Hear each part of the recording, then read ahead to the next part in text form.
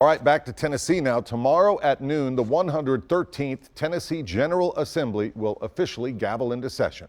Already, dozens of pieces of legislation have already been filled for lawmakers or filed to be considered. News Channel 5's Chris Davis has a preview of the debates you'll be talking about at the dinner table. I'm just excited for a new legislative session. Before the legislative session begins, I'm excited to be a part of that again. Any further discussion? There's always a lot of talk. We're in a great space, in a great spot, and we just want to continue that progress. But what are the bills we'll all be talking about?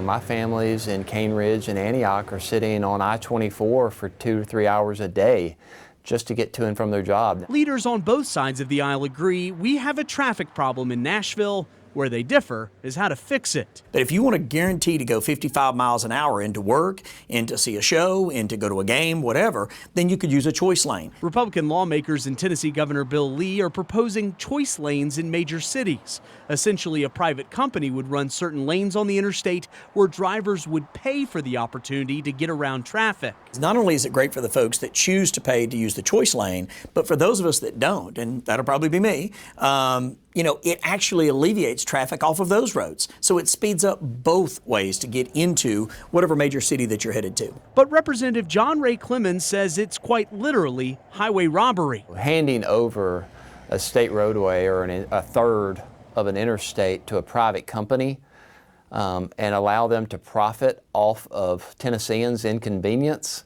is unacceptable. He wants bigger, bolder ideas. Local and regional commuter rail has to be on the table. Tennessee's controversial trigger ban on abortion is also expected to be a talker. We must amend that bill for the benefit of Tennessee's women and families. A group of Democrats and more moderate Republicans want to include specific exceptions that aren't currently included in Tennessee's law. To not have an exception for rape or incest or life of the mother, and then to threaten medical care providers with criminal prosecution, that's just wrong. We have to take action to amend that in a productive manner. Lamberth says he's willing to talk about it, but is also pleased with the current law. We have a really good law on the books right now that protects both mothers and children. And so there's no reason to really change that I know of.